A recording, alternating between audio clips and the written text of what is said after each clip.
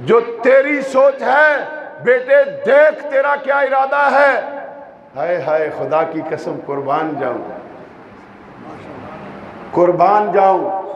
آگے سے جو بیٹے نے کہا اے ابا جان آپ وہی کرے جو آپ کا دل چاہتا ہے.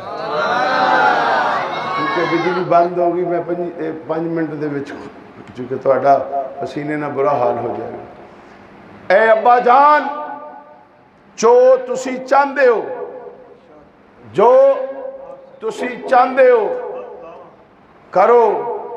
منو تسی اللہ دے حکم نال انشاءاللہ دا مطلب ہے اللہ دی رضا نال، اللہ دے چاون نال، اللہ دے کرم نال منو تسی صابران دے وچوں پاؤ گے. ہن گل تے سنو، کدوں 13 سالاں بعد والد صاحب تشریف لے آؤن. گل غور نہ سننا یار، اتنے بڑا نکتہ ہے. تسی بھی کوئی ابا ہے، کوئی بھرا ہے، کوئی چاچا ہے، کوئی تایا ہے، کوئی ماما ہے، پھپھڑ ہے. کسے دے ابا جان حافظ صاحب 13 سالاں بعد آؤن، بچہ جمعہ سی چھڑ گئے، بچہ جوان ہو گیا. بات غور سے سننا خدا کی قسم، اگر سمجھ آ گئی یہ جوان زندگی میں گناہ نہیں کریں گے. 13 سال بعد والد صاحب آئے تے آندیا حکم فرمایا میرے پترا. میں پنجابی چیس نہیں کیا، میرے چاچے بابے جڑے نے ساری دیہڑی مزدوری کرتے ہیں، سکولاں چ نہیں پڑھے، انہوں مزہ انہوں سمجھ آنی چاہیے. چند بندے سمجھن، باقی سارے بیٹھے رہنے فائدہ نہیں. آکھیا میرے صاحبزادیا، میرے شہزادیا، میرے رب نے حکم کیتا ہے کہ میں تہاڈی قربانی کرا. تو بیٹے نے کی کیا ہے؟ ابا جی تسی او کرو جو تانوں حکم ہویا ہے، تسی او کرو جو تانوں حکم ہویا ہے.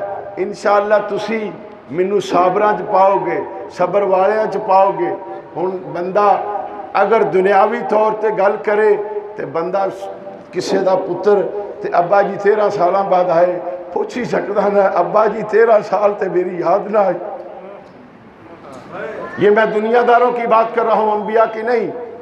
کہ ابا جی 13 سال تے تسی تشریف ہی نہیں لے کے آئے تے جے آج آئے بھی ہو تے میری گردن تے چھری چلان واسطے آئے ہو. لیکن خدا کی قسم وہ عام بچے نہ تھے، وہ عام شہزادے نہ تھے، وہ میرے اور تیرے نبی کے دادا جان سیدنا اسماعیل علیہ السلام تھے. کہا اے ابا جان میں خوش ہوں جو آپ کے رب نے آپ کو حکم دیا ہے وہ پورا کرے. اب باپ بیٹا رائے ہو گئی. گھر سے جب چلے تو امی حاجرہ کو کہا انہیں نہلا دہلا کے، سرما لگا کے، ان کے سر میں کنگھی کر کے، تیل لگا کے، اچھے کپڑے پہنا کے انہیں تیار کر دے، میں انہیں کہیں لے کے جا رہا ہوں. اپنا راز اپنے سینے میں رکھا، اپنی اہلیہ کو نہ بتایا. کیوں؟ اللہ کے نبی جانتے ہیں ماں کی ممتا سن کے کہیں پریشان نہ ہو جائے. نبی پریشانی دینے نہیں آتے، نبی پریشانیوں کو ختم کرنے آتے ہیں، نبی پریشانیوں کو دور کرنے آتے ہیں. اب سیدنا ابراہیم خلیل اللہ علیہ السلام نے اپنے شہزادے کو لیا، لے کے چل پڑے.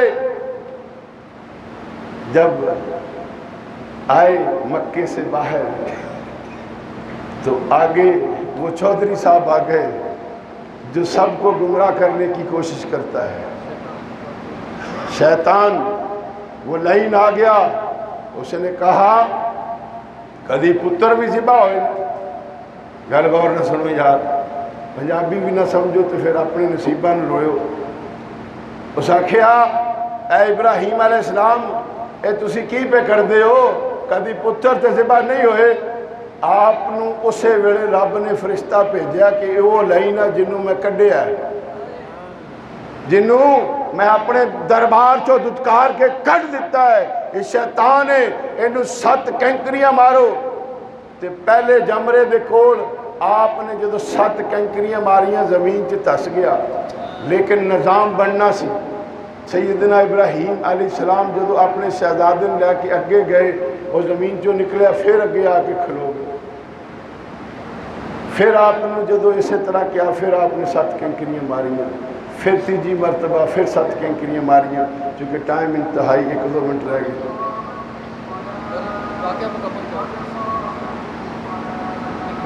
میرے نبی کریم علیہ السلام کے پیارو، آؤ بتاتا ہوں، جب تیسرے شیطان جسے آپ جمرات کہتے ہیں اس کو بھی پتھر مارے، اس کے بعد اس نے دیکھا کہ سیدنا ابراہیم خلیل علیہ السلام پہ میرا کوئی وار نہیں چلے گا، اس باپ بیٹے پہ میری کوئی کارستانی نہیں چلے گی۔ وہاں سے نکلا ایک عورت کے روپ میں، کیا کیا؟ ایک عورت کے روپ میں سیدہ حاجرہ سلام اللہ علیہا کے پاس آ گیا۔ ادھر وہ باپ بیٹا اپنے مشن کو پورا کرنے کے لیے، تکمیل کرنے کے لیے، یہ جو مہینہ ہے آج پہلی ہے ذو الحجہ کی، ہائے ہائے ہائے، یہ قربانی کی سنت تو یاد رہ گئی، لیکن باپ اور بیٹے کا مکالمہ یاد نہ رہا۔ مزہ تو تب تھا باپ اپنے سیدنا ابراہیم علیہ السلام کی باتوں کو یاد رکھتے، بیٹے سیدنا اسماعیل خلیل اللہ کی وفاداری اور فرما برداری کو یاد رکھتے۔ کبھی باپ کا حکم آتا اپنی گردن بھی پیش کر دیتے۔ لیکن ایک بات یہاں کرتا جاؤں، نبیوں کے خواب سچے ہوتے ہیں، نبیوں کے خواب وحی پہ ہوتے ہیں، لیکن چاہے وقت کا غوث ہو، کتب ہو، ابدال ہو، صحابی ہو، کسی کی بھی خواب ہم جھوٹی نہیں کہیں گے، لیکن حجت صرف خواب حجت ہے تو انبیاء علیہ السلام کی، ولی کی خواب، کسے پیر دی خواب، کسے مولوی دی خواب، کسے محدث دی خواب، مفسر دی خواب، کسے غوث دی خواب، حتیٰ کہ پیران پیر غوث اعظم کی خواب بھی سچی تو ہے لیکن حجت نہیں ہے۔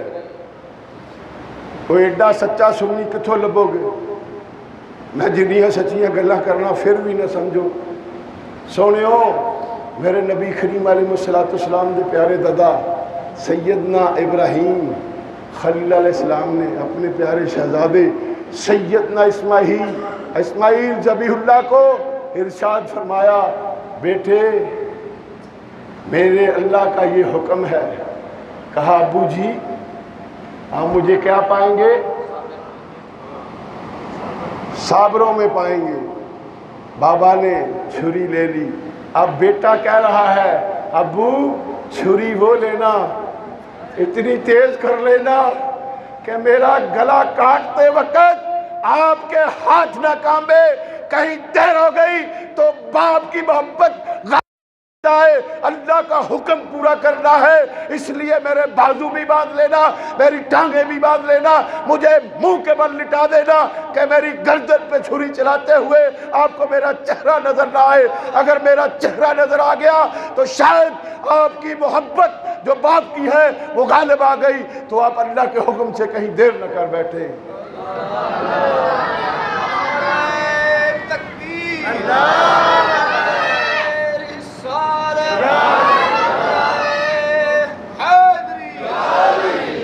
اب سیدنا ابراہیم خلیل اللہ کے ماننے والوں، سیدنا اسماعیل ذبیح اللہ کے ماننے والوں، آؤ ادھر باپ بیٹے کو تیار کر کے لے جا رہا ہے، ادھر بیٹا یہ فرما رہا ہے ابو جی میرے ہاتھ باندھ لینا، اپنی آنکھوں پہ پٹی باندھ لینا، کہیں آپ کی محبت غالب نہ آ جائے۔ ادھر کربلا کا منظر دکھاؤ، میری بات غور سے سنو، سیدنا علی اصغر معصوم 6 ماہ کے ہے، میرے حسین نے میرے ہاتھوں پہ اٹھایا، خدا نہ آنکھوں پہ پٹی باندھی نہ بیٹے کے ہاتھ باندھے، کربلا میں لے کے آ گئے، کفار یزیدیوں نے میرے حسین کے شہزادوں کو قتل کر دیا۔